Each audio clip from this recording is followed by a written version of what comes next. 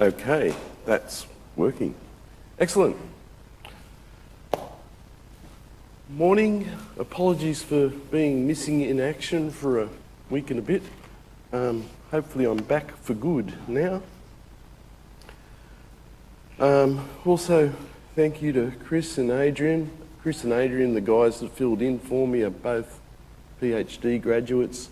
They're also helping me with the tutes and the labs. I'm sure they did a good job. I told them not to do too good of a job or you wouldn't want me back. But I'm sure they did a good job anyway. A notice I'm asked to give you is just about this mentor scheme. I think the idea is if you scan the happy little URL, if you so desire, you can be paired up with a third, fourth year student who can help you negotiate all the nonsense that goes on at universities, give you wisdom, whatever, from someone who's experienced what you've experienced. You'll see a few of these schemes turn up as you go through your degree. I think they're a good idea. There's also another one with Engineers Australia that pairs you up with a practicing engineer. So if you're interested, give it a go. If you can't scan the URL, it's in my lecture slides, so you can grab it there. Also, apologies, I can't get the centre screen to work this morning for some reason. Nothing is working.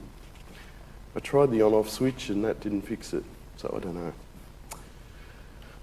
All right, so while I was absent, you learnt two very important circuit laws. Kirchhoff's current law, which basically said that all the current flowing into a node in a circuit must flow out. So it sort of makes sense when you think about it. What goes in has to come out. The second law that you learnt was Kirchhoff's voltage law, which basically said that if you go around a loop in a circuit and you add all the voltages as you go, they must sum to zero. So sum of the voltages around a loop must equal zero. There's a little quote that I put in there from the start of Haight's textbook, which is possibly encouraging. Students find themselves truly amazed that such a broad set of tools have been derived from only three simple laws: Ohm's law, Kirchhoff's voltage law, and Kirchhoff's current law. And I can assure you, if you understand those three things, you will do tremendously well at this course. Because that's all we're going to do effectively from now until the end of the course, is apply those three laws in various scenarios. So it is very, very important, if you get on top of anything in this course, is the things that you've done in the last week. And again, the way that you have to do that, it's not a spectator sport. You really have to be trying tute problems. And when things don't work out, you've got to ask your tutor and say, hey, I'm trying this, why doesn't it work out? If you do those things, it's very easy for your tutor to help you because they've had the same struggles. They can say, well, that won't work because of this. If you try this, and you go, oh, cool, excellent. And things start to work out. So it is very, very important that, if you're going to try hard in this course at any point in time, try hard over the next week or so, and you'll find it will set you up for the rest of the course quite well. So what I'm going to do today is to do some problems, just some example problems in the first hour. Then we'll go and look at another theorem in the last hour that sort of helps us in particular problems. It's based on these laws, so everything that I do will be things that flow out of Kirchhoff's current and voltage laws. So here's an example.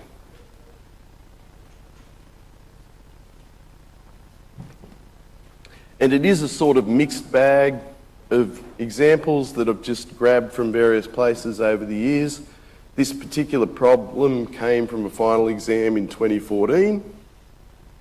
Back in 2014, it wasn't ELEC1310, it was ELEC1300, where you've got a crazy looking circuit like that and you're asked to find an unknown current I and a power in a resistor.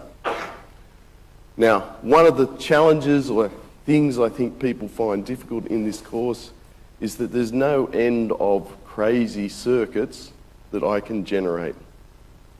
So it's very easy for me to write an exam with a problem that you haven't seen before. So the key is that you've got to not try and see every problem so that you can duplicate it, but you understand the principles or how might I approach a general problem and solve that circuit. The other thing I'll stress is that there is no unique answer. So I'm going to go through this problem and do it one way. You might be sitting there thinking, oh, I could have done it this way. And you can be equally as right. The final answer that we get will match, but don't think that you have to do it the way that Colin did it in lectures. No, you can do many ways these things. So there's my circuit. I want to find that current I. I know that that current will produce a voltage across the 2 ohm resistor. Now, I don't know what the current is, but it has to produce a voltage. And I'm going to argue that the voltage has to be produced in that direction. So if I have a resistor, current always goes from the positive terminal to the negative terminal. So if my current is going up, the positive terminal needs to be the lower one, the negative terminal needs to be the top one. And it helps me tremendously if I draw those sorts of things on my circuit. Particularly if I'm starting out, it gets a bit confusing. Adding those things are going to make my life much easier when I do things like Kirchhoff's voltage law.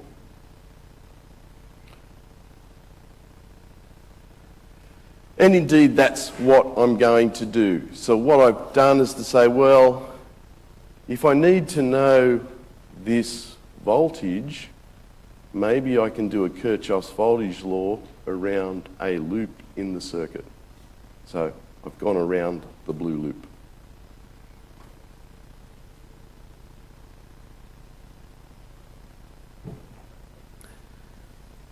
So identify a loop.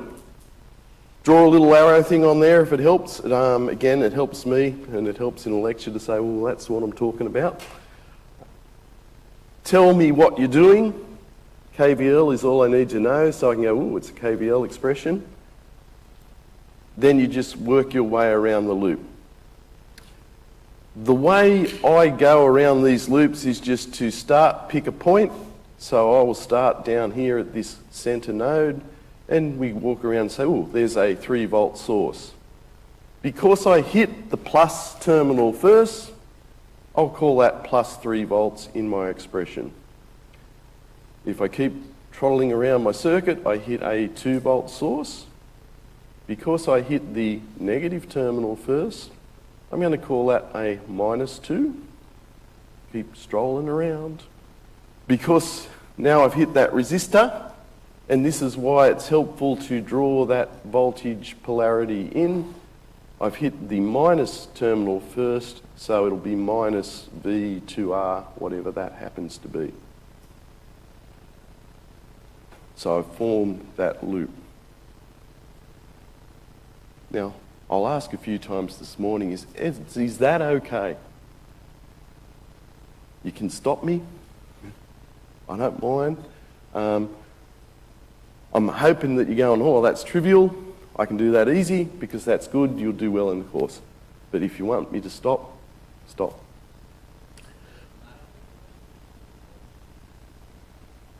The voltage on that resistor has to be consistent with that current. So once you say that current is going up, current has to go through a resistor from the plus to the negative. So it only matters that your voltage and your current in your resistors are consistent. And that's an important question. I'm glad it was asked.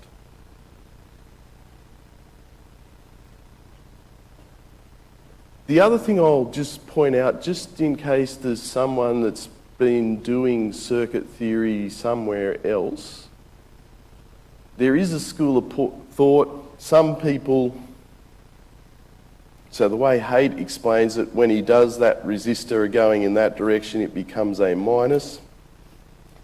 There is some textbooks you see out there that will do the polarity thing the exact opposite to the way I do it.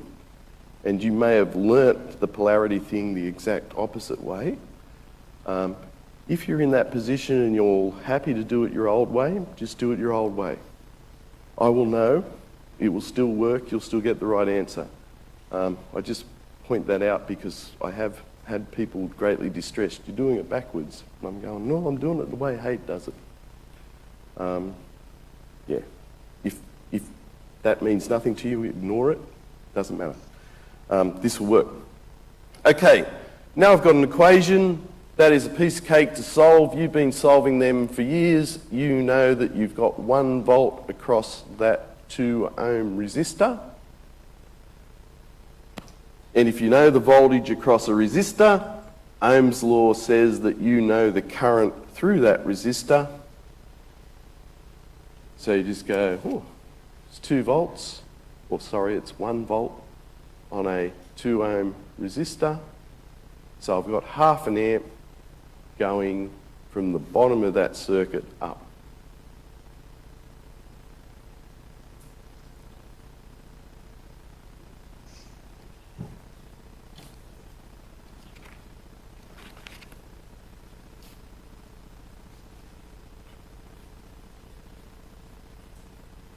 And if you're sitting there thinking, gee, Colin sounds a bit nasally this morning, is he still dying from COVID? He's okay. My mother turned 80 on the weekend, so I was out in Cowra for the weekend, which is why I wasn't here on Friday, because I had to drive to Cowra. So I spent the weekend talking to all these old relatives that remember me from when I was a little kid that, I'm going, who are you? So I've talked a lot, hence no voice. All right, so that's told us I. Our next job is to find the power in the 3 ohm resistor. So if I want to know power in a resistor, I need to know either the current through that resistor or the voltage across that resistor.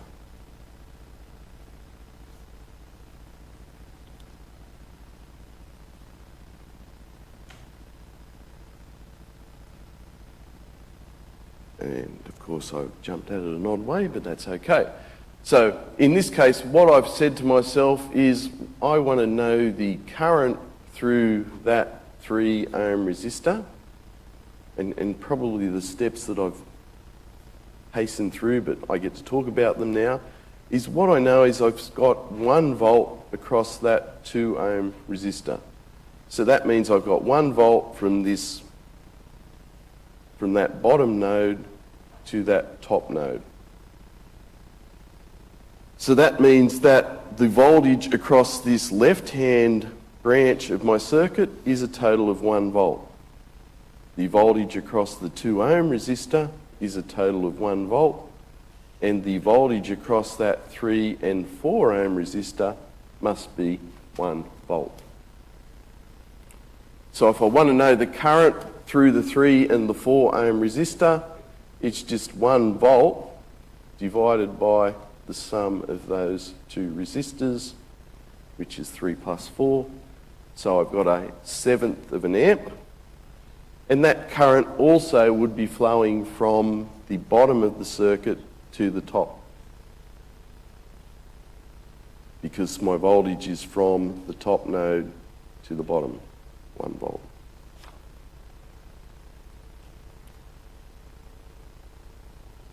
If I know I've got a 1/7 of an amp, then the power is just I squared R. which is going to give me a 1/7 of an amp squared times 3, which is 3 on 49, or 61.2 milliwatts.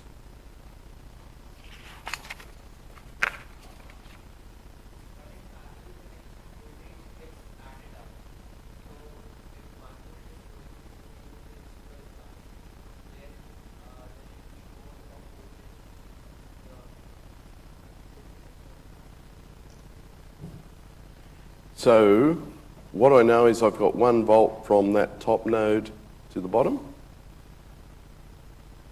So what I'm saying is that I must have 1 volt from the top of that 3 ohm resistor to the 4 ohm resistor. Is that okay? That's not okay.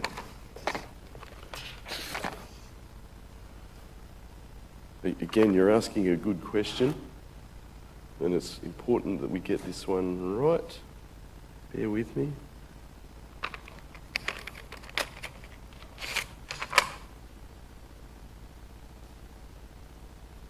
Oh, sorry, wrong button. That's going to work, I hope. Come on. Come on. Piece of crap.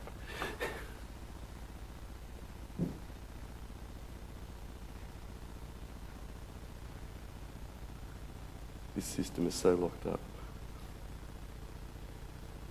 I'll get someone to fix it during the break.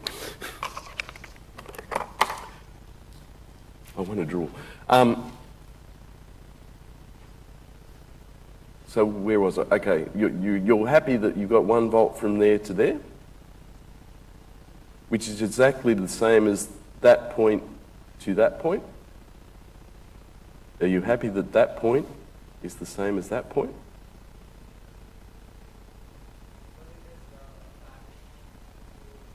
Yep. Yeah, so you're right, it's a parallel connection, which is what I want you to say. So physically there is just a wire from there to there, and you don't lose any voltage across a wire. So whatever voltage is there is exactly the same as the voltage there. Have I convinced you now? So far, so good? Yep. So whatever voltage is at that dot is exactly the same voltage at the end of that resistor.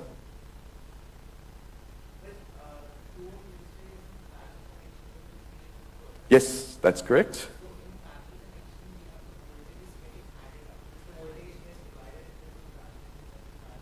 No. So if I've got things in parallel, the voltage across them is exactly the same.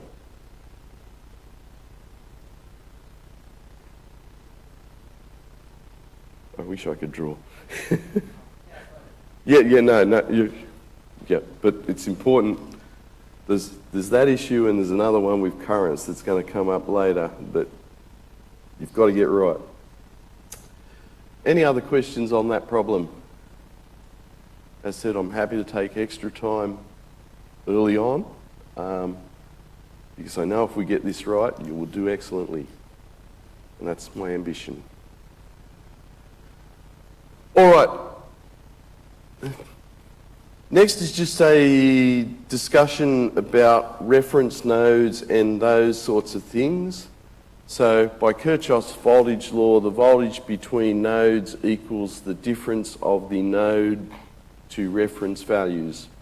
So if I say something like VAB, which is the voltage from point A or node A to node B, that's exactly the same as me saying, well, that's VA with respect to our reference minus VB with respect to our reference. So there's an example here where I've got this circuit, 3 nodes, A, B, and C. The voltage at node A with respect to ground is 5 volts. The voltage at node B with respect to ground is 3 volts. The voltage at node C with respect to ground is minus 8 volts.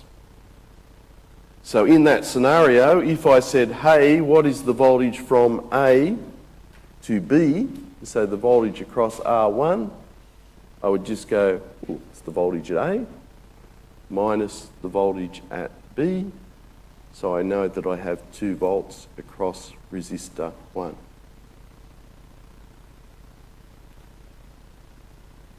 What is the voltage from C to B?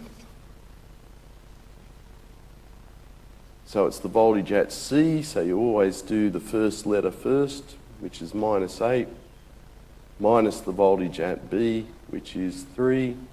So it's -8 minus 3, which is -11 volts. And so forth.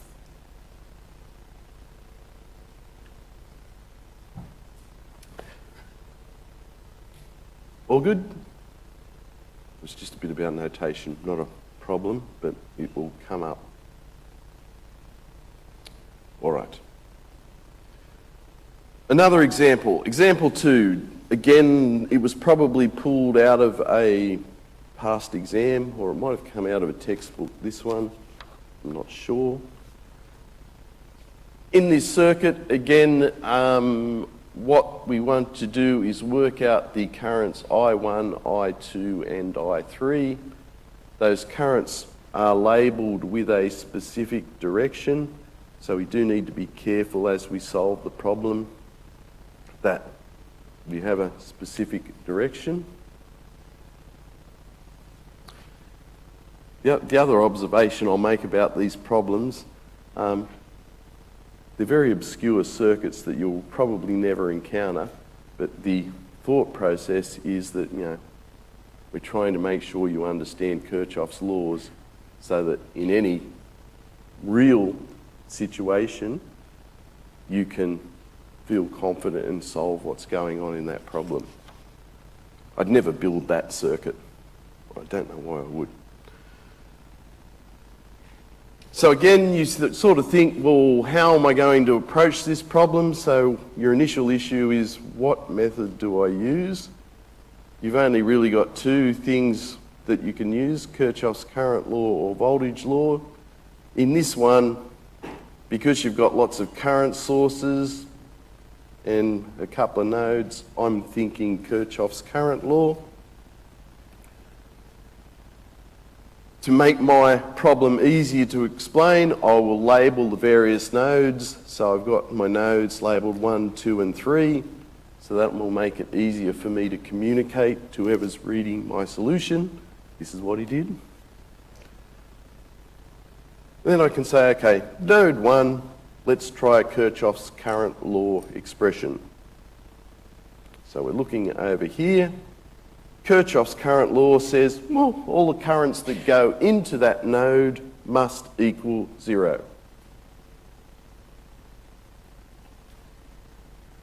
So you go over to the node and you say, well, let's add them up. And you say, well, let's call the currents flowing in positive. So that 6 amp source is flowing into the node, so I'm going to call that +6.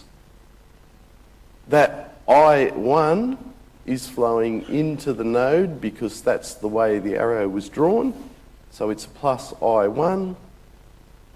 That 10 amps is flowing out, so it's a -10, and you've got a simple equation which you can happily solve and say, oh, I1 equals 4 amps.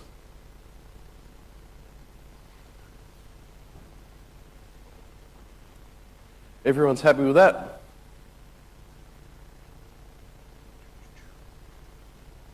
You can repeat the process.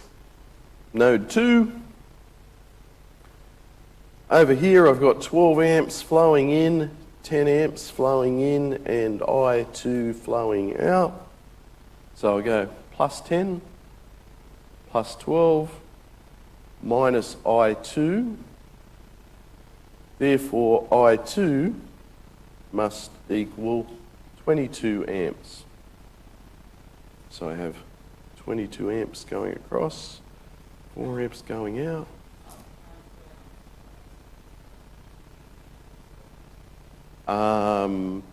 Is the 12 amp source flowing into the node or out? So if it's flowing in, it's always a plus. Is the 10 flowing in or out? Flowing in, so it's going to be a plus. Is I2 flowing in or out? Look at the picture and it's flowing out, therefore it's a minus. Now I can understand, you look at that and say, well hang on, the 10 and the 12 are going in different directions because of the way the circuit's drawn, but you've only got to ask, is it flowing in or out? It's got to be real simple. Electrical engineers like things real simple. It's the only way to be. Then we can finish off down the bottom. Node 3 down the bottom. So I've got 6 amps flowing out, so that's a minus.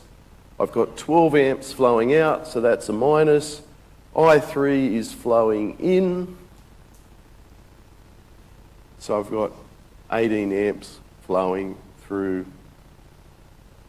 that 3 ohm resistor.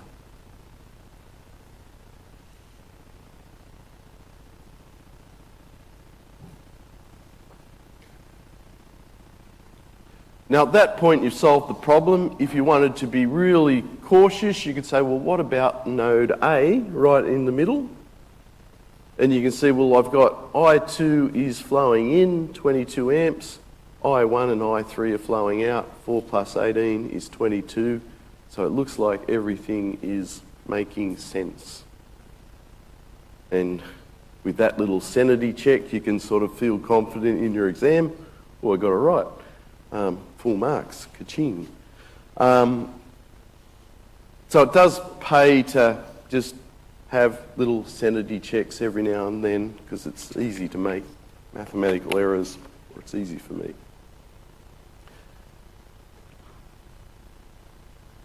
All right. Stop me if you would like. Cool.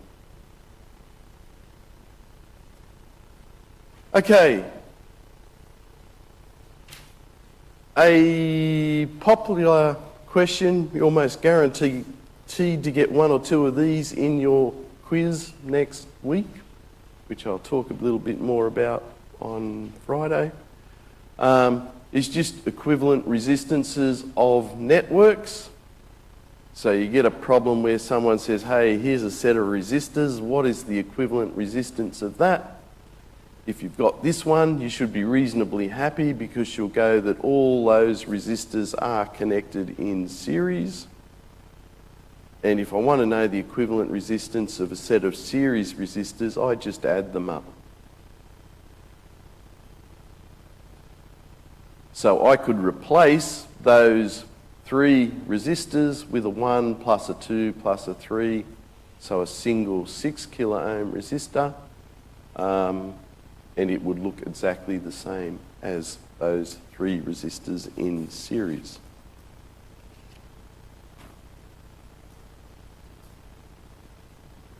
Again, I'm assuming that's okay, but ask me. Cool.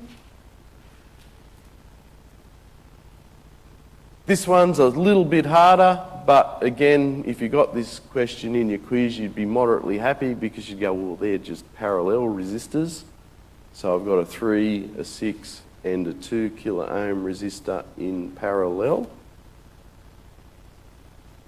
If I want to know the equivalent resistance, so I often get lazy and I use that little sort of parallel notation line to say, oh, I've got 3 in parallel with 6 in parallel with 2. I think that's reasonably intuitive. I was teaching in Singapore once, an electronics course in 3rd year where you've got lots of parallel things. I was using that notation for half the course before a student came and asked me, what's the squiggly line thing you keep doing, Colin? I thought, gee, I wish you'd asked me at the start of the course instead of halfway through. He was very confused. If I've got 3 branches of parallel resistors, I would tend to just use that 1 over R equivalent equals 1 over 3 plus 1 on 6 plus 1 on 2. If I've got 2 parallel resistors, I tend to use that formula, resistor 1 times resistor 2 divided by the sum of the resistors. So 3 branches, I would use that form.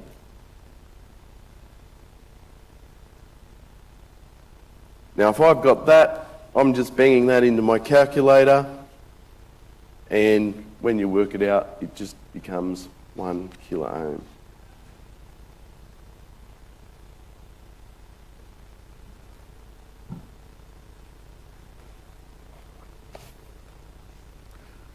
All good? Excellent. Now, of course, you're more likely to get asked something like that in your quiz, where you've got a little bit of both. So you've got some series resistors and parallels, so you put them all together. In this case, I've got a 5 kilo ohm in series with these 2 resistors that are in parallel, which is then in series with the 2 kilo ohm resistor. Now, please stop me and make me say it a dozen times if I have to, if that's a little bit confusing.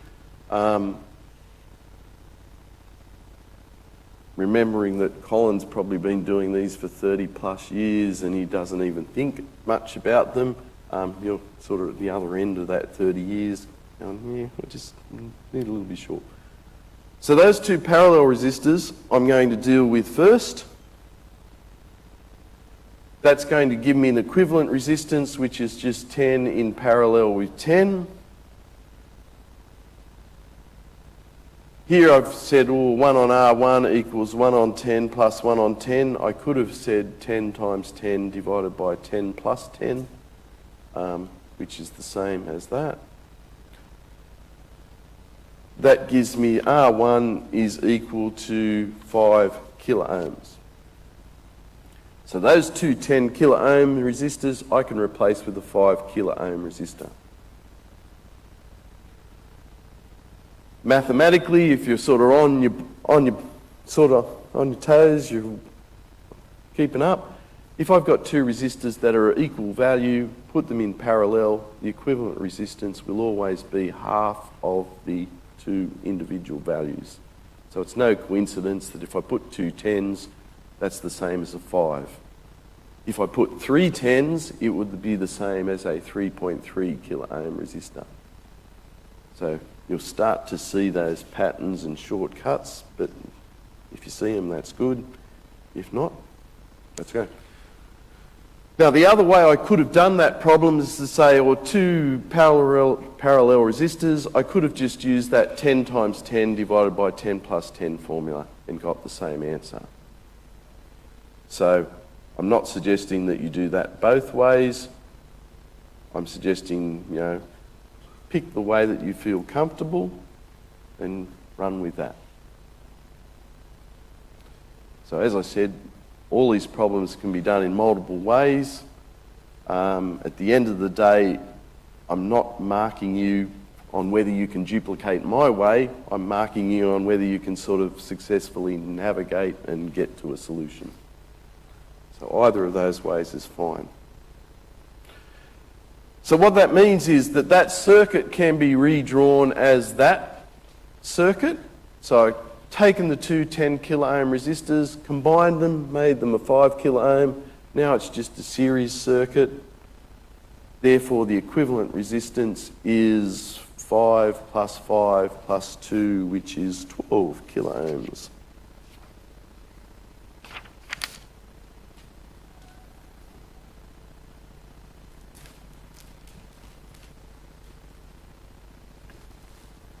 Easy? Good? Easy? Yeah? Happy? All right. Some more problems. So you would have seen this last week when you looked at Kirchhoff's current law, current division. I've got a current source and I want to know how much current goes through the 6 ohm resistor. Now again, there's a couple of ways that I could go about this. I'm just peeking. One way I could go about this is to say, well, what is the voltage across those resistors? And the way I would find the voltage across those resistors is to work out, well, what is the effective resistance of those resistors? So in this case, I've got a 3 in parallel with a 6. So the effective resistance of those two resistors is 3 times 6 divided by 3 plus 6, which comes out to be 2 ohms. So I could draw that circuit with just a 2 ohm resistor, and it would be effectively equivalent of the circuit as you see it there. Now, if I wanted to work out the equivalent resistance, I could have also used that 1 over R equivalent. I think we've talked about that. Once I know that the effect of that 3 ohm and 6 ohm resistor in parallel is a 2 ohm resistance, the voltage across that 2 ohm resistor is just 3 amps times 2 ohms, so that I've got 6 volts across those 2 resistors.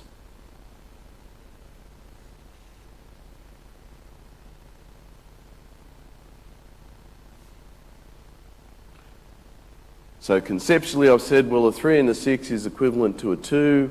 I would have 6 volts across the 2 ohm resistor, so I must have 6 volts across the 3 and the 6 ohm resistor.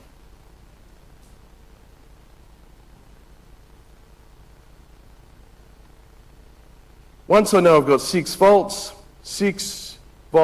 across 6 ohms gives me 1 amp. So I've got 1 amp going through that 6 ohm resistor.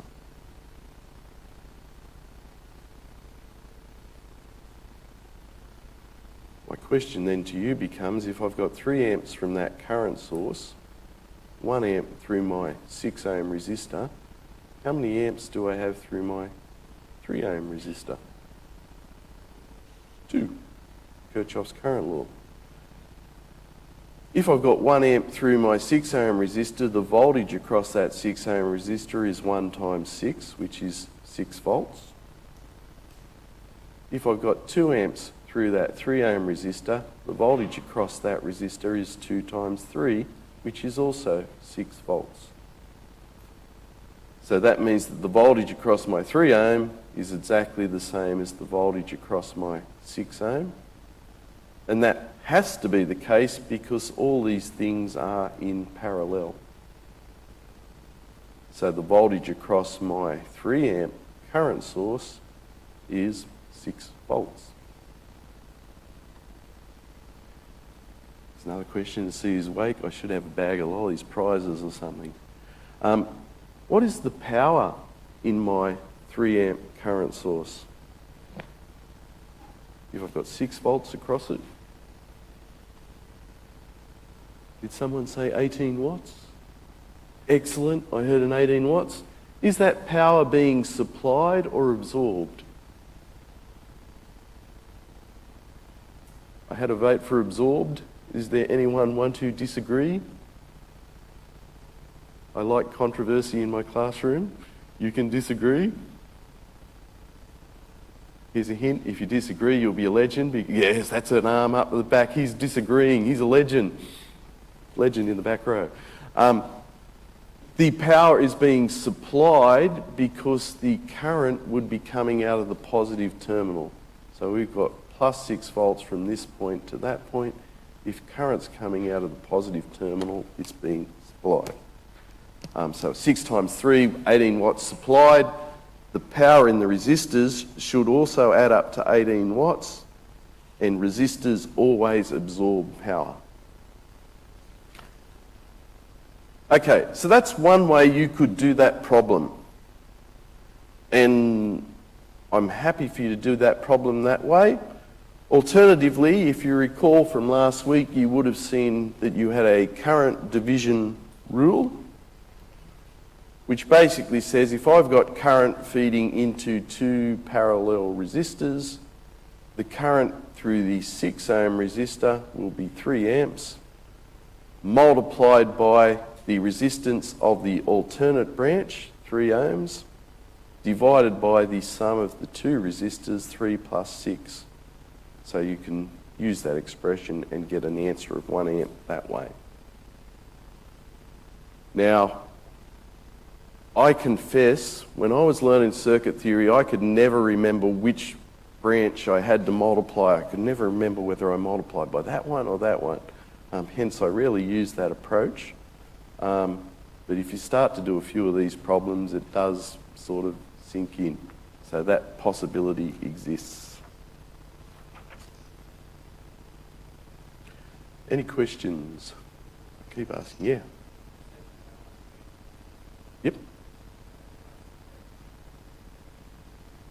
You have three formulas for power. I times V, which is the one that you normally use for a voltage and a current source. Then, because V equals IR, you have an I squared times R formula, which is the one you would normally use for a resistor. Or, because I equals V on R, you also have a V squared on R formula, which you might also use for a resistor. So in this problem, if I knew that I had 6 volts across that resistor, and I hadn't worked out the current, and I said, hey, what's the power in the 6 ohm resistor? I'd go 6 squared on 6. If I knew the current was 1 amp, I'd go, 1 squared times 6, which is the same number. Yeah. And again, that's a very important point. P equals IV, I would normally use on a voltage and a current source. I squared R, V squared on R, I would normally use for a resistor. So I get lots of instances in the final exam where people try and use I squared R or V squared on R in a current or a voltage source. Won't work, because you don't know what R is. All right, another current division problem. Similar circuit, except I've got 3 branches, so the current divider rule, 2-branch form won't work.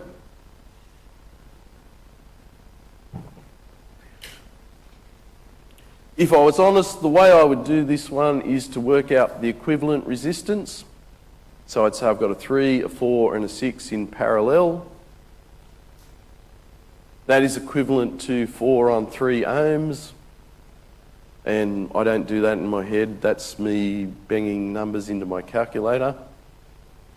If you can do that in your head, good on you. I'm a simple man.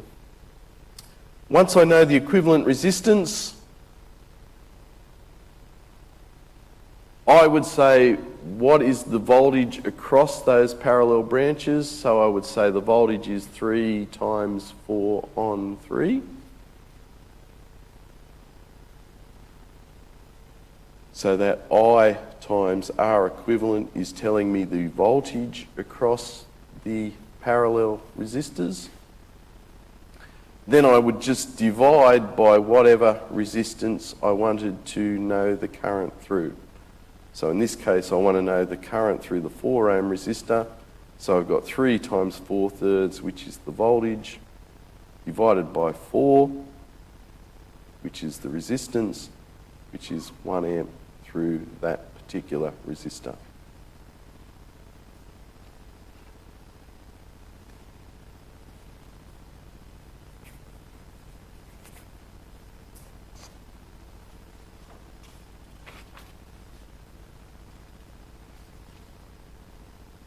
I'm just keeping an eye on time, making sure I stop at the right point. All right. That okay? As I said, I want to be stopped heaps early, because I want you happy. All right. Voltages between nodes. So again, another random circuit. In this circuit, we've made node C the reference node. We know that because the question tells you that. The other clue that it's a reference node is that it's got that little ground symbol on it. So that's our reference node. So if I say VB, It's the voltage at node B with respect to C. If I say VBC, it's really the same as VB because C is my reference node. So just notation. If I say the voltage across the 1 kilo ohm resistor, I do need to indicate a polarity, and the question's done that by putting an arrow into the circuit diagram. So that V1K would be the same as VAB. V10K is being drawn this way. That's the same as VCB. So it's always V from the tip of the arrow to the bottom of the arrow. So that's what the question's asking. VB, I can, by looking at it, say that VB with respect to C, or VB with respect to ground, is 5 volts. The reason I'm able to say that is because that 5 volt voltage source is in parallel with that 10 kilo ohm resistor.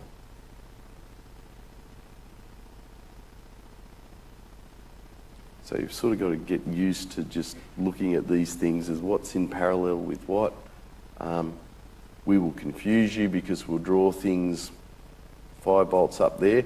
I could have drawn that 5 volts down here and made it really obvious that it was in parallel with the 10 kilo ohm resistor. So I've got 0 volts there. I've got 5 volts at VB.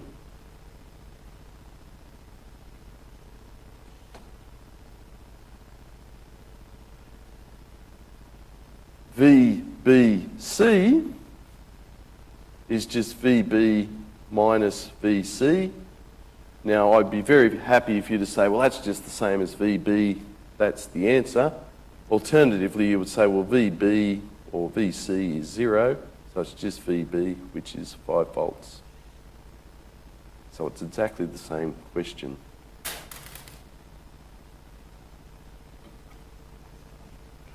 All whoever wrote the question is asking, is really trying to check, is that you sort of understand the labelling convention. V1K is VA minus VB.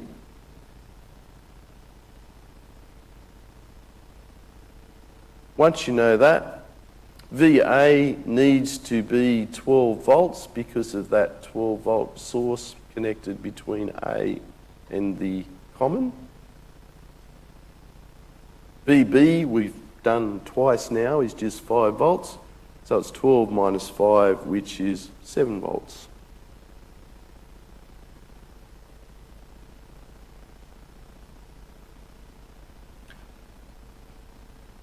Finally, V10K is VC minus VB. So go from tip of the arrow to the tail. VC is 0, VB is 5. 0 minus 5 is minus 5 volts.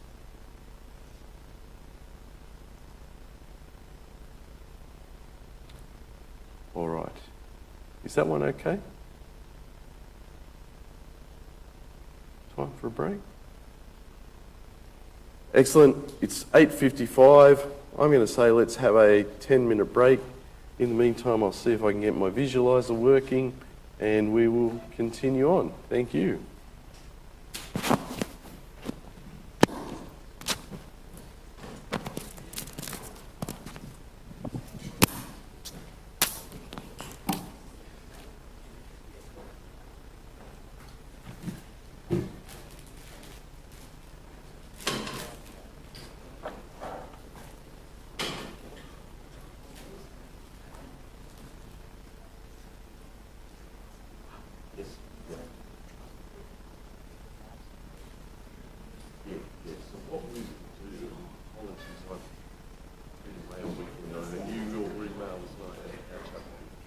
All we'll do is just go to normal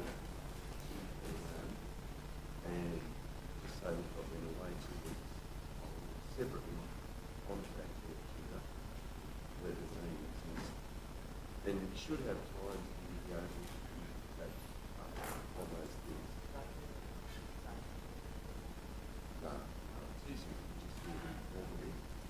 If it sort of becomes problematic, there's too many things on this project, and the other alternative is swatching with it up to last, just the same. But I think what you'll find is, particularly once you get a little bit confident, you go, oh, I can do this later, and catch up. Glad you're back. Yes.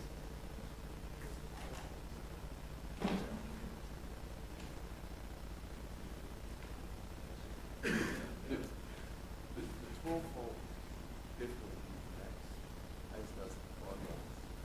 But the thing about a knowledge source is the rules are always. So the way it's interacting is by generating whatever current is necessary to run the so if you supply all the current necessary, so yep, voltage source is its real. Yeah. So 5-volt is saying voltage B must be 5 volts. 4 volts is saying voltage A.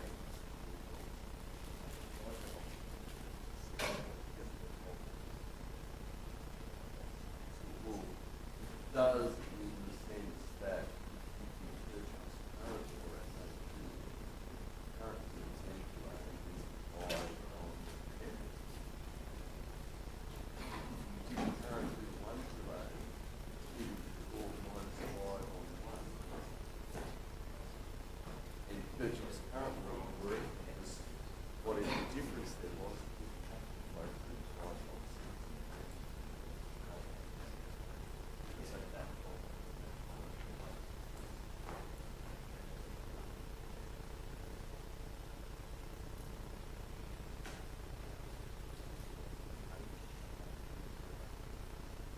It's, yeah, it's a common question what you're asking, and I think I would encourage you to keep asking. I think eventually you'll see that voltage sources is solved, and they'll let the current flow in whatever direction you need to move.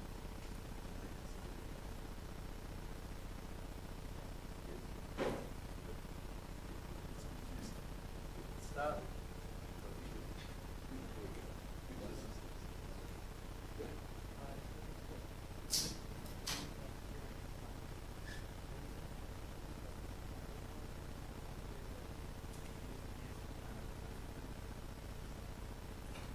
Yes, yes. So because I drew that V1 tag, if I had to describe it as a VAV, I would go 6-0, VA, minus the tail.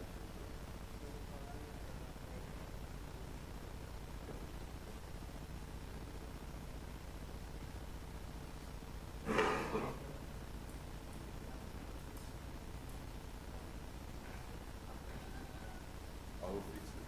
Yep.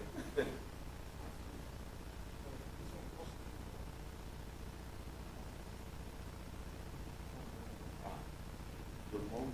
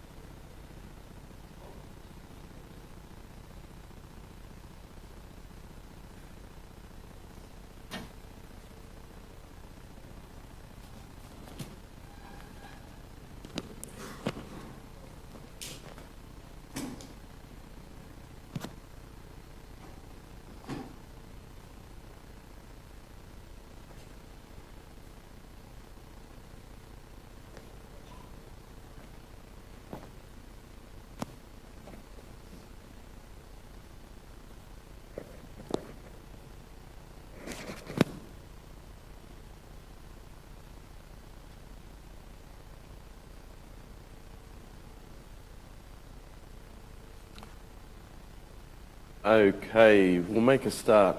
Apologies, I rang the technology hotline and I got the answering machine.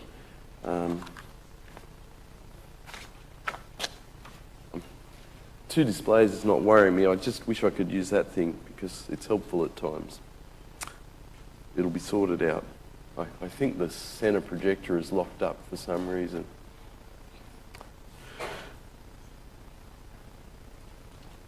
All right, we'll keep working our way through. These are examples of voltage division type problems. So here I want to work out the voltage across a resistor. So I've got a 12 volt source. What is the voltage across that 1 kilo ohm resistor? Now one way I could do that is to say, well, let's work out the current in that circuit. Once I know the current, I can use Ohm's law to find the voltage.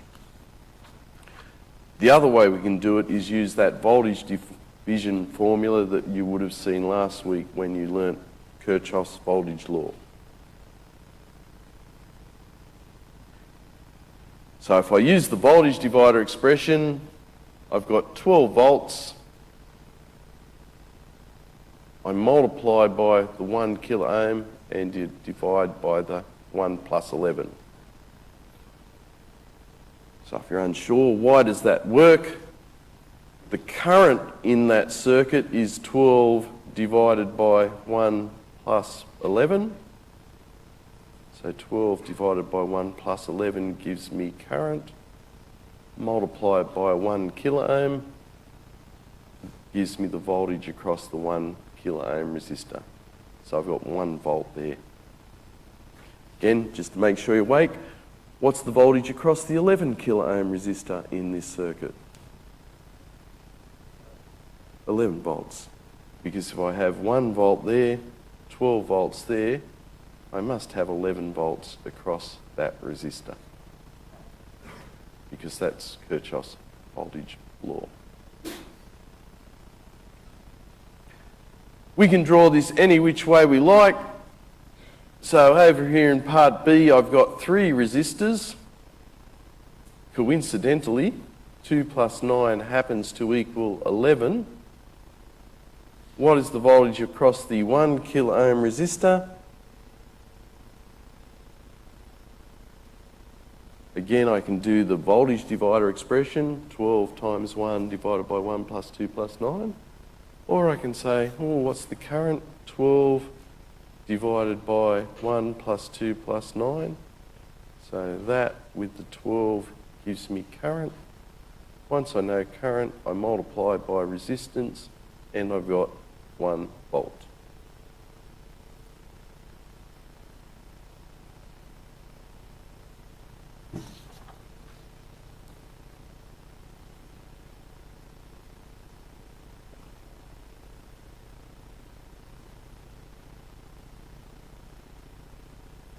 Okay.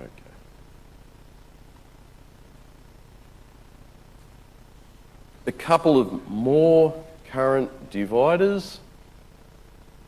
So in part C, it looks very similar to the circuit in part A, except in part C, we're looking at the voltage across the 11 kilo ohm resistor.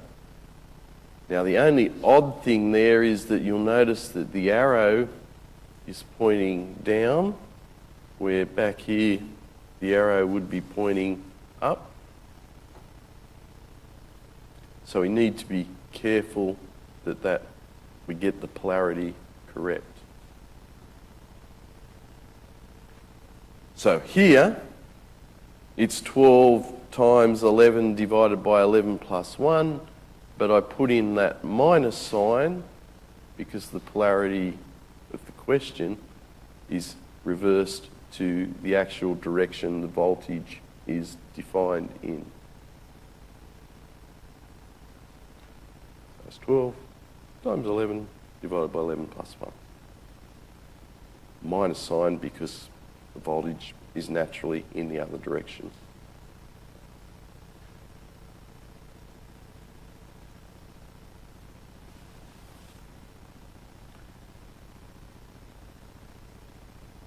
part D looks very much like part A and part C, except we've added in a 1 kilo ohm resistor. And the question is, does that 1 kilo ohm resistor make any difference to this circuit? Now remember, there are 3 parallel branches. That 12 volt source really has one rule in life.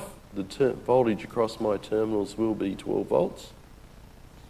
I'm a voltage source, that's all I do. That means that there's 12 volts across that 1 kilo ohm resistor. Does that have any impact on the voltage over here? No, because they're all in parallel. I've got 12 volts across that 1 kilo ohm and 11 kilo ohm resistor. So I could get rid of that and make it this circuit, and it would be exactly the same problem. So the voltage across that 1 kilo ohm resistor is just going to be 12 divided by 1 plus 11.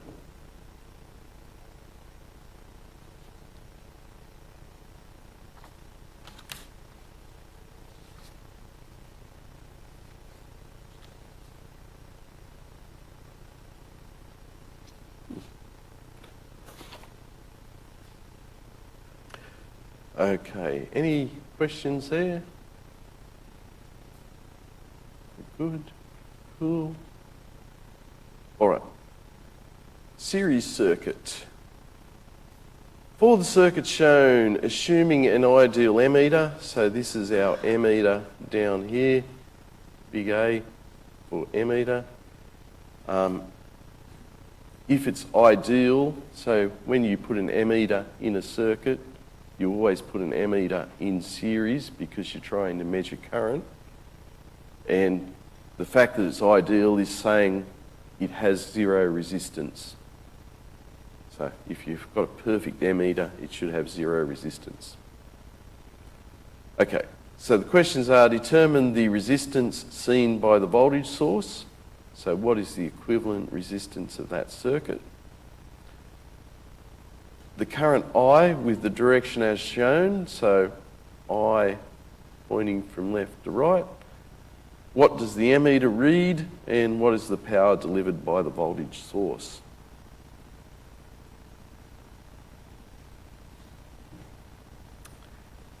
Okay, so there's our circuit. Equivalent resistance, it's just 3 resistors in series, so the equivalent resistance is 6 kilo ohms, 1 plus 2 plus 3. So I could get rid of those 3 resistors and just put a 6 kilo ohm resistor in there, and it would behave identically in terms of voltages and currents.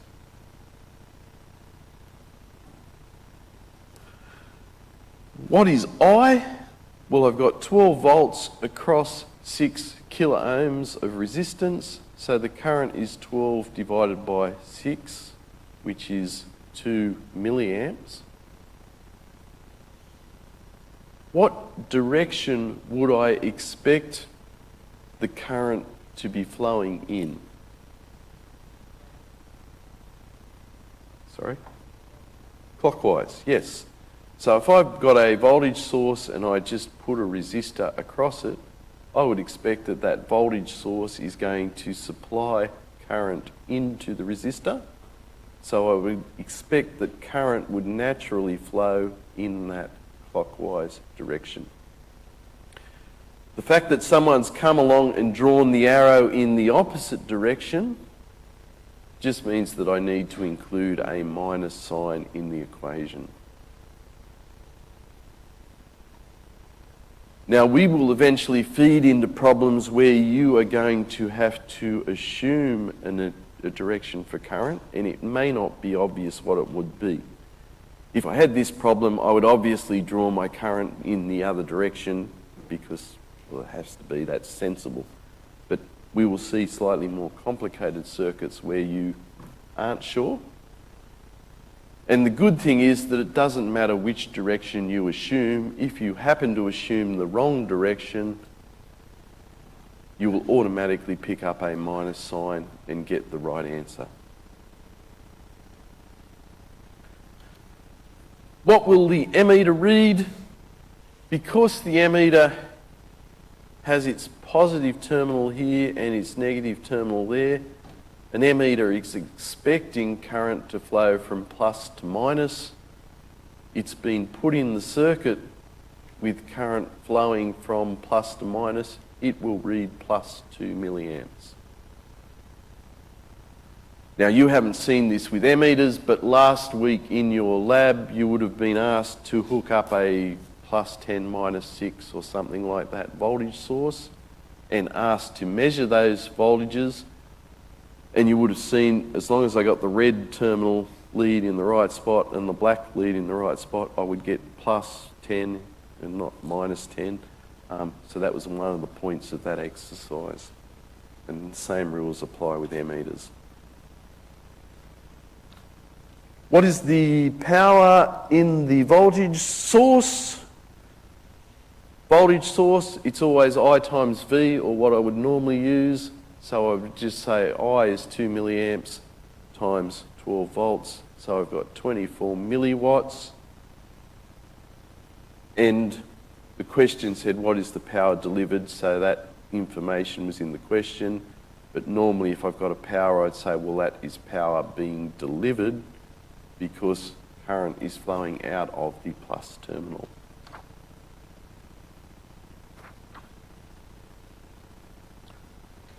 All right.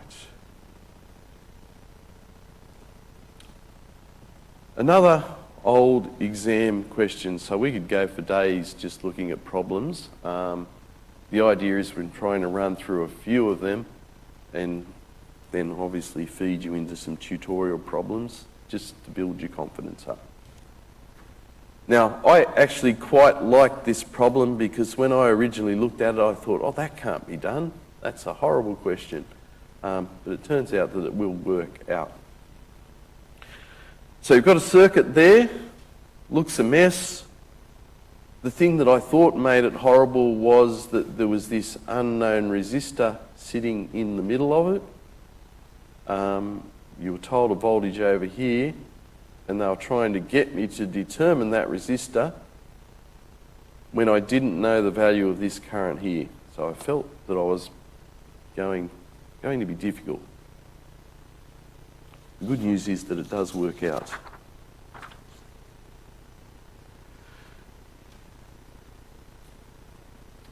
Now, as I said, what a horrible question. If I'm stuck with a horrible question, I will start and just try and work out in the problem, well, what things do I know?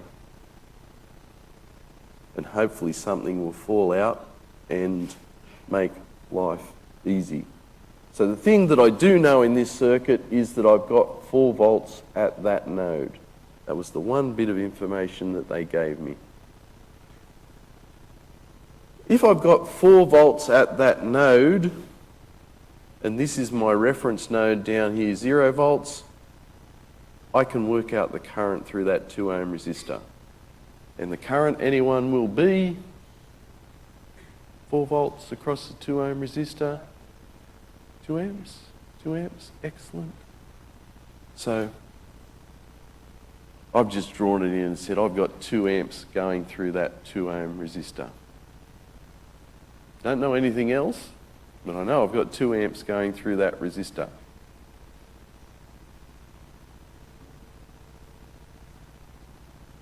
The next thing that I realised was, well, I know I've got 12 volts at that node. If I've got 12 volts there and 4 volts there, I know the voltage across that 4 ohm resistor. Because I've got 12 minus 4, I must have 8 volts. If I know the voltage across the 4 ohm resistor, I can work out the current there is 2 amps.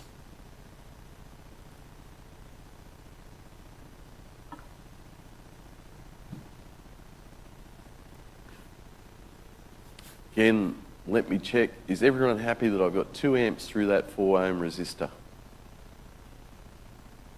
The argument was I've got 12 volts here, I've got 4 volts there, So I've got 12 minus 4, or 8 volts across that 4 ohm resistor.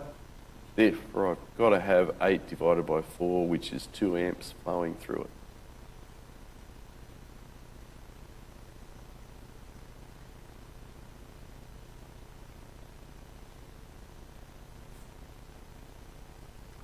Next thing I realise is that if I do Kirchhoff's current law at this node, the currents flowing in must equal the currents flowing out. I've got 2 amps flowing in, 2 amps flowing out. Therefore, I've got 0 amps flowing through that 2 ohm resistor. Kirchhoff's current law.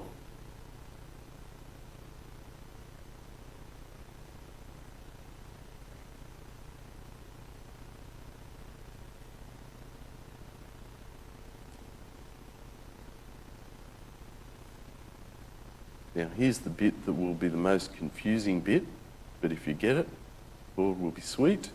I'm prepared to say it a few times.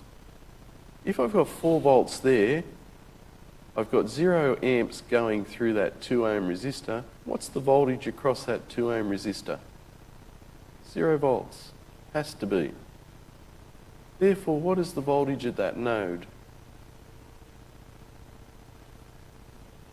I've heard a 0, I've heard a minus 4. I've got 4 volts there. I'm not dropping any voltage across that resistor. What's the voltage I've got there? I'm starting to hear a few 4s now. Yes. Because the voltage across that resistor is the voltage there minus that voltage.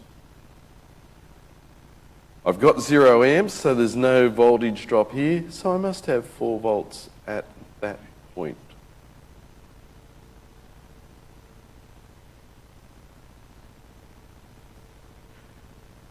So, even though there's no current flowing, well, it's the fact that there's no current flowing, the voltage there must be the same as the voltage there. If there was any voltage difference whatsoever, there would be current flowing, so I wouldn't have 0 amps. So they must be the same. Once I've got that, 4 volts across 2 ohm resistors, everything's sweet. I've got 2 amps flowing down there.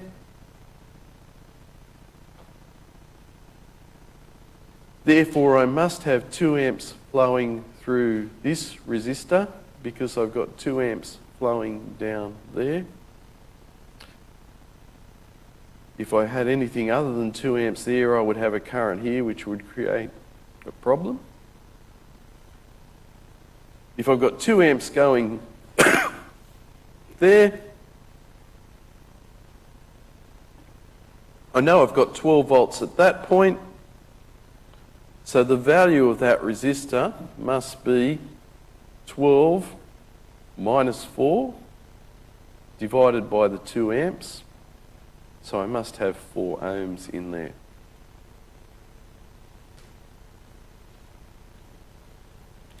And that's just the answer to the question, I think. I think the question said, what is the value of that resistor?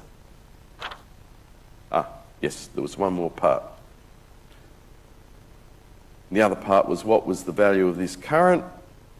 Kirchhoff's current law at that node is that the current flowing in equals the current flowing out. That 2 plus that 2 gives me 4 amps.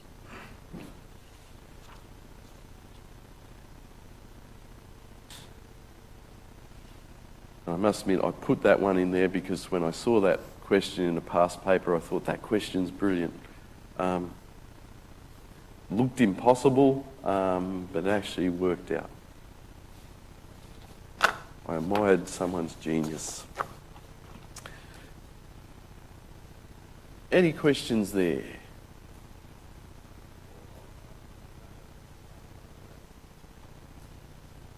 Yes, so the one bit of information they gave you in the question was that V1 happened to equal 4 volts. So if they hadn't given you that information, the problem would have been impossible.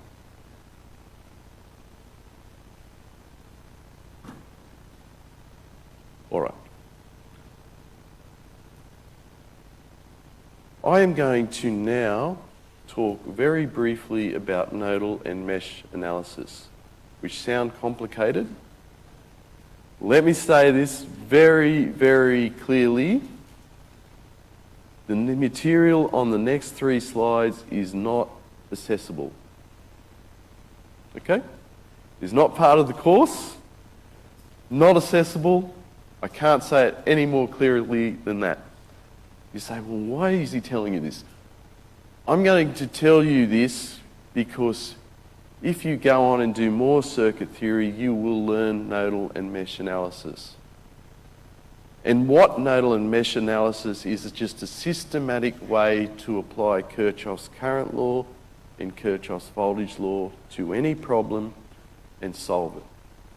So I can give you the craziest circuit you could imagine.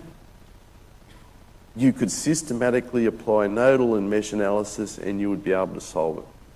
Now, we don't do that in this course because you will see the downside of it is that you generate multiple simultaneous equations, and the only way you solve nodal and mesh analysis problems on complicated circuits is with computer. Hence, we don't worry about it in this course, and even when you learn it later, you basically learn the method and you say, well, you could apply that in a computer, and the only time you use it, you use a computer with a simulation package and it does all the hard work.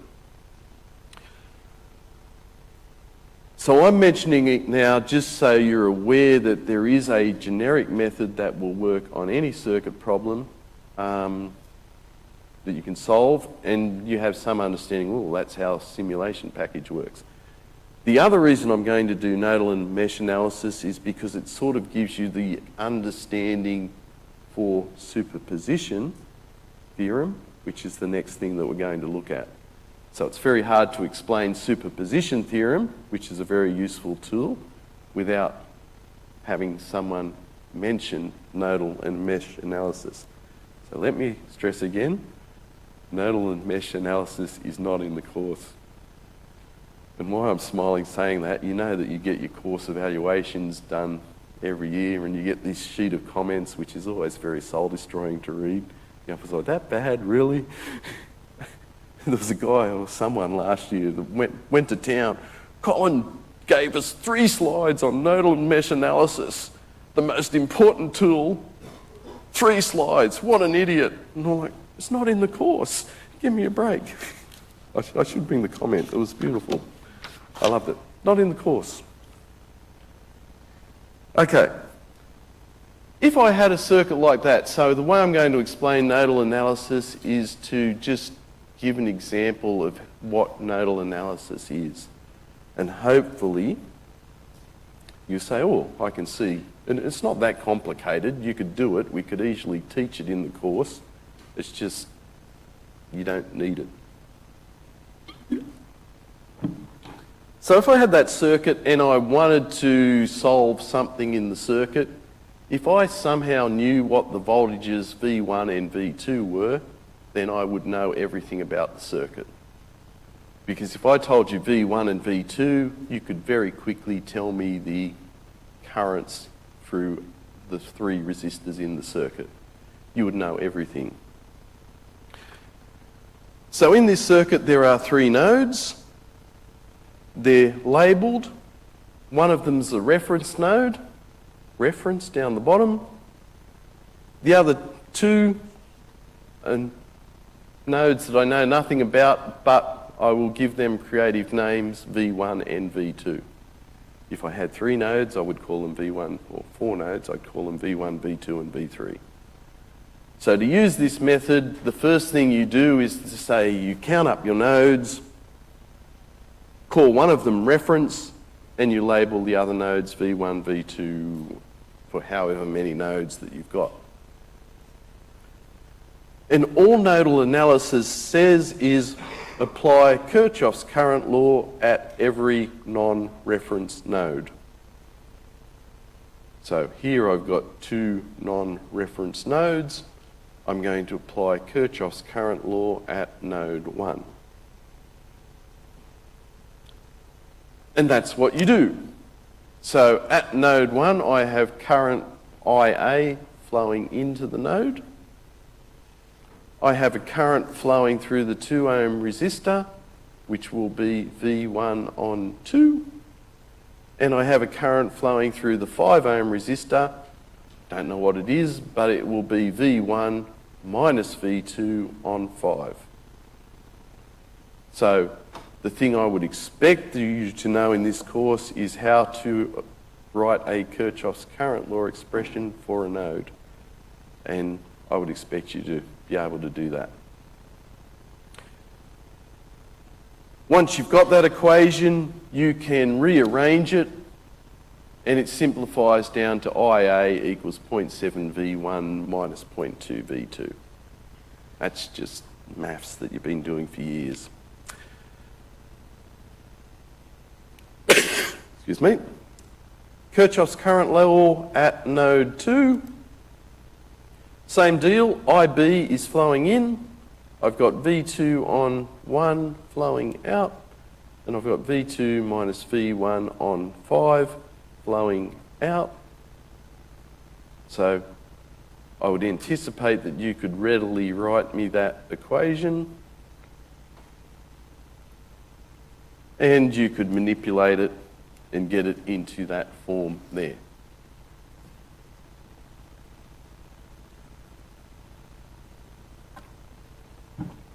So that's all nodal analysis is, systematically applying or writing a Kirchhoff's current law expression for every non-reference node in a circuit. Now, why is that good? Because what I've ended up with down here is 2 equations, and I've got 2 unknowns, V1 and V2. V1 and V2. From maths, if you've got 2 equations and 2 unknowns, you can solve them simultaneously and get an answer. So you could solve those 2 equations, work out V1 and V2, and you've solved everything I could possibly ask you about this problem. And that is superb. And what's beautiful, if I had a circuit with 10 nodes, one of those would be my reference node. I would have 9 nodes in there. I could go away and apply Kirchhoff's current law at each of those 9 nodes, and what I would get is a set of 9 equations with 9 unknowns. And if I've got 9 equations and 9 unknowns, there's a good chance that I can solve that problem and solve everything about that circuit. The reason why we're not worried about teaching you this is that it quickly becomes very tedious. 2 equations, 2 unknowns, you could do that. I'm very confident you could do that. 3 equations, 3 unknowns, I'm reasonably confident you could do that. You'd hate me because it'd be a bit tedious, because 3 is simultaneous equations, it's a pain. 4, it's now in the territory where you're going, really? This is just ridiculous. And it is ridiculous because you'd just put it in a computer and the computer would solve the problem for you. You wouldn't want to ever do it manually. But what I'm stressing here is there is a way that you can systematically apply Kirchhoff's current law through a circuit. You get down to a system of simultaneous equations. You can solve that, and you can solve any circuit problem you so desire. So that's nodal analysis. 1 slide, don't need to know it. I will never ask you a problem where you would need to apply nodal analysis. I'll put a disclaimer in there. What is my disclaimer? Any problem I give you, you could apply nodal analysis if you wish. And if you did and you got the right answer, I would give you the marks. That would be sweet, no issues at all. I would suggest, though, there is probably an easier method.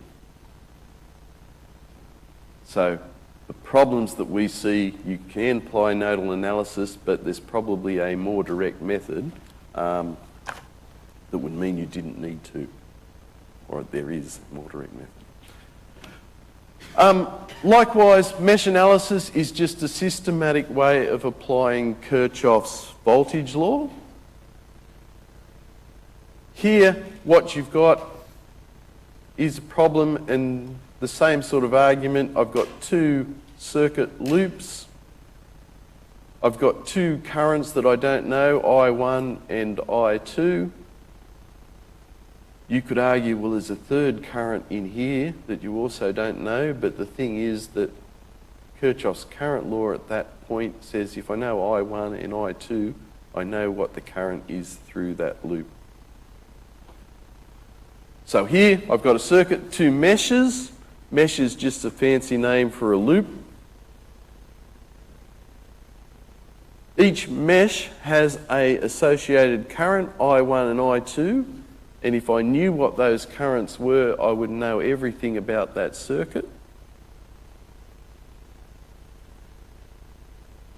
For mesh analysis, all I would do is apply Kirchhoff's voltage law to each one of those meshes or loops. So if I looked at this first mesh,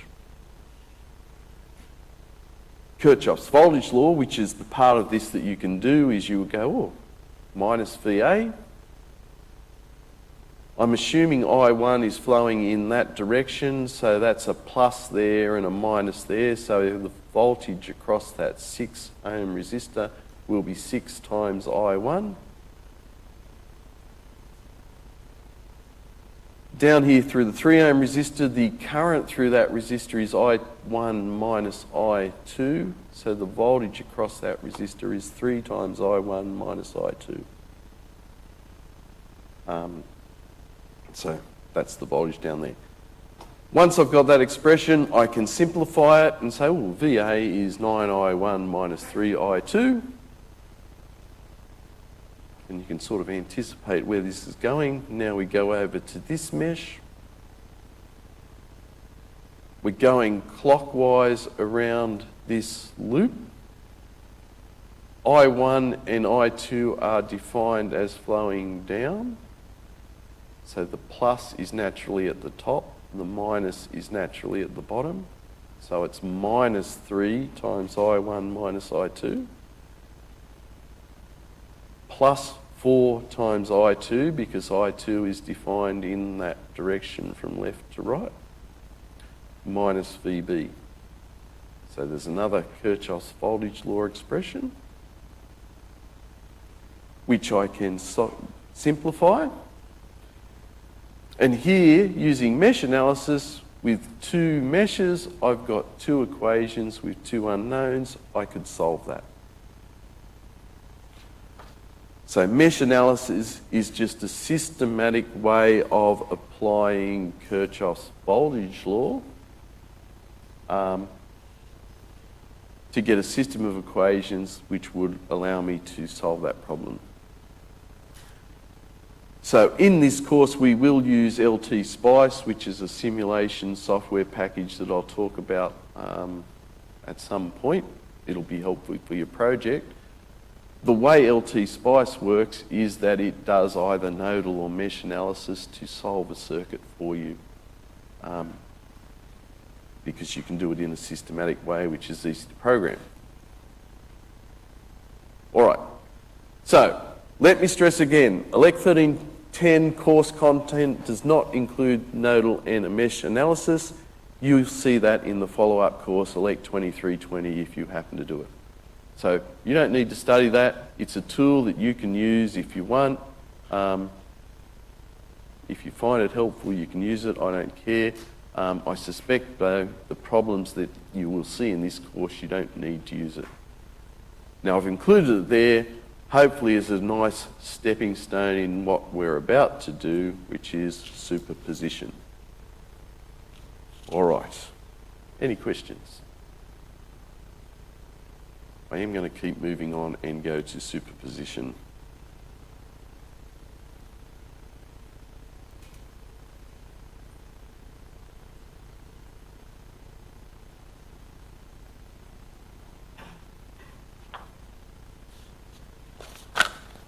So we won't get through all of this, but I think if I keep moving on, that'll see us finishing somewhere sensible on a Friday.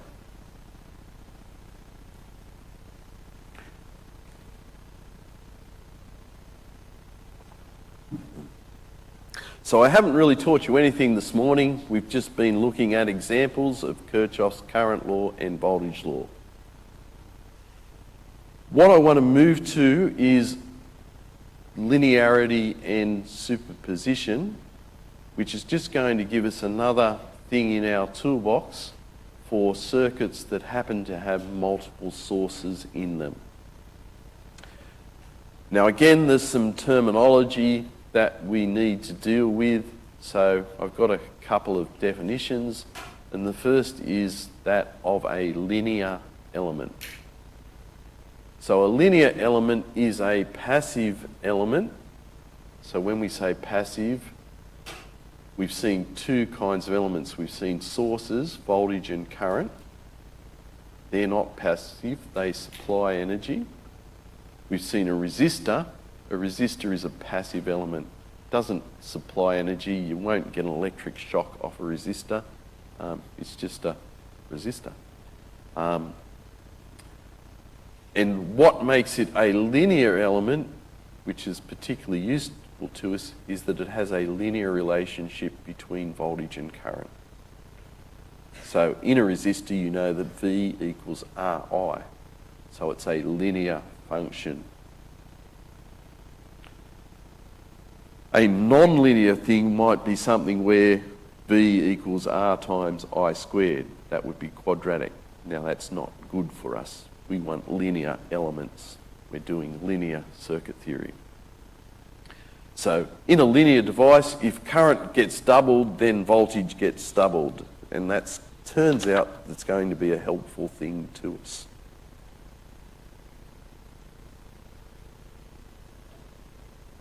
We can also have linear dependent sources. So we've seen dependent voltage and current sources. Linear dependent sources are ones whose output current or voltage depends linearly on a voltage or current variable. So here is a linearly dependent voltage source. The output voltage is just 5 times the current. The output current is just 10 times some current. Here's an odd one. The output current depends linearly on a voltage and a current. So they're all linear relationships. There's no squareds or cubes or anything like that.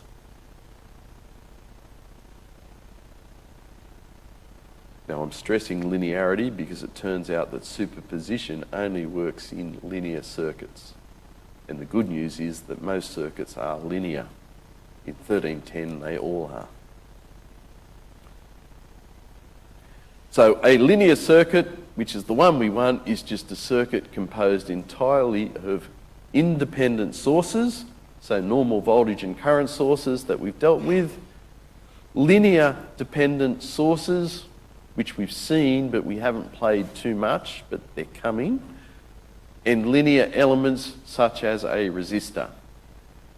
We'll also deal with capacitors and inductors when we get to AC circuits, and we'll see that they're linear in AC circuits. All right, this looks familiar. Slide that we just had from nodal analysis. And what I want to stress with this slide now is that we got to two equations where our voltages, V1 and V2, were some linear function of those two currents. I certainly can. Is there a particular concern? Or just noting, that's all right.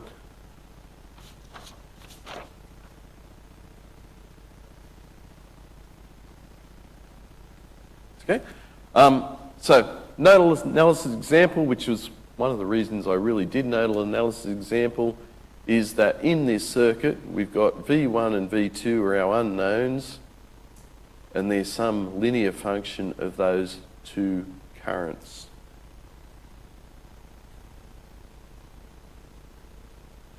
So that's repeated there. And again, what I will do is introduce some words, but a way I could look at that and think about it is, well, okay, I've got those two current sources. They're the really things that are forcing the voltages in my circuit.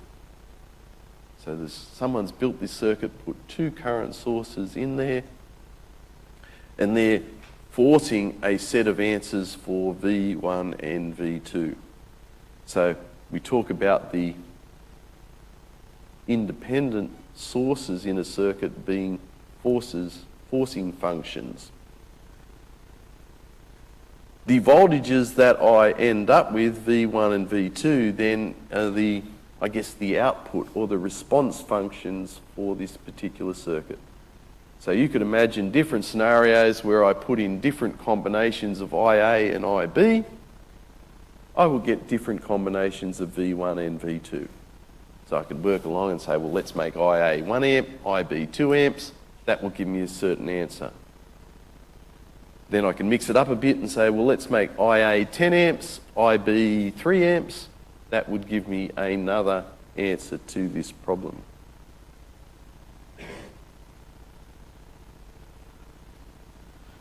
So, the thought process I want you to go through is to suppose we chose a particular set of IA and IB values.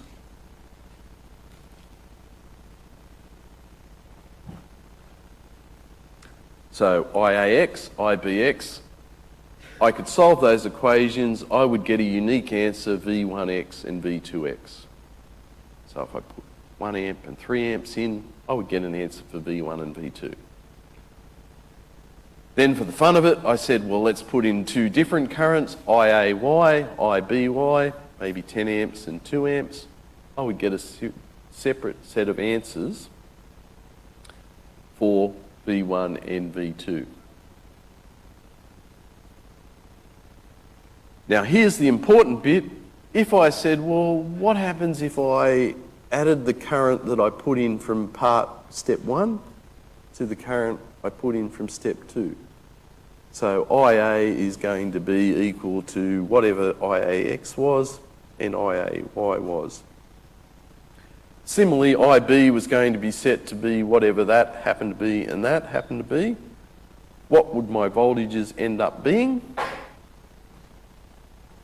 Well, mathematically, I could probably just add these two equations together. And I could add these two equations together. And I'd get a result something like this.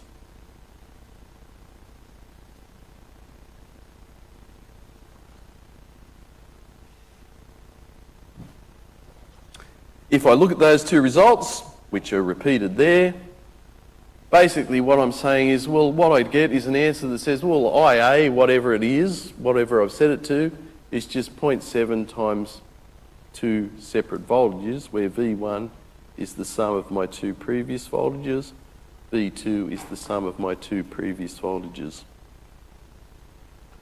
IB is just minus 0.2 times the sum of my previous voltages plus 1.2 times the sum of my previous voltages.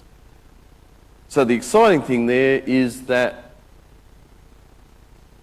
this formula stays consistent providing I have a linear system. So this relationship will always be true for that particular circuit if it's a linear circuit. Now the magic happens. Checking my time. I'm not going to get to the example, but I'll get to the principle of the idea. What this leads me to is a very useful tool called the superposition principle, which is written in words there. In any linear resistive network, the voltage across or current through any resistor or source may be calculated as the algebraic sum of all the individual voltages or currents caused by these separate independent sources. So I'll I won't do the example, we'll do it on Friday, but I'll give you the idea. If I've got a circuit like that with two sources in it and I need to solve it, there are various ways I could go about it.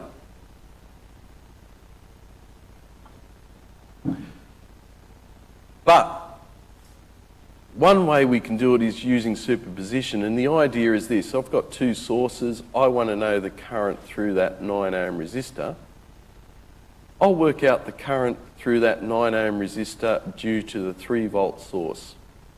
So I'll actually make that current source 0. I'll say, let's ignore the current source. We'll just work out what the 3 volt source does. We'll make that current source 0. How do I make a current source 0? Well, I have no current going through it, so effectively I make the current source an open circuit. So don't worry about this. We'll talk about it in slow, more detail on Friday. But basically I analyse that circuit, and that will tell me IX due to the 3 volt source. I then go back and say, well, I know what the 3 volt source is doing. I'll work out what the current source is doing. So I'll make that voltage source 0, and I'll work out how much current flows through there due to that current source. How do I make a voltage source 0? I make it a short circuit. So again, don't worry about the words. We'll talk about this in more detail. I make that problem and I solve that IX. Then,